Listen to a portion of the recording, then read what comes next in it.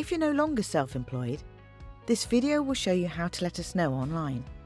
It only takes a couple of minutes, so let's get started. If you've stopped working for yourself, you need to tell us as soon as possible. Otherwise, we'll keep asking you to complete a tax return, and if you don't send one, you might have to pay a penalty. First of all, get your Government Gateway user ID and password ready. You'll need them to log into HMRC online services. Then go to gov.uk, search Stop Being Self-Employed and choose this link.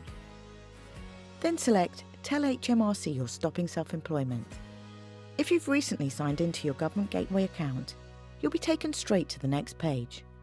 If not, you'll just need to sign in with your user ID and password. Once you're signed in, you'll then need to fill out this form. Make sure your address and contact details are correct. To help you, there are little question marks on the form. These can give you more information about what you're being asked. If an accountant, bookkeeper, or tax agent deals with your self-assessment, they can complete this online form for you. Once you've filled in all the information we need, select Next. It'll take you to this summary. Check your details, and if you spot something isn't correct, just go back to change it. Once you're happy, go ahead and select Submit at the bottom of the page. Now you're all done, and this is your confirmation to show it's been sent. There's no need to call us. If we need anything else, we'll get in touch.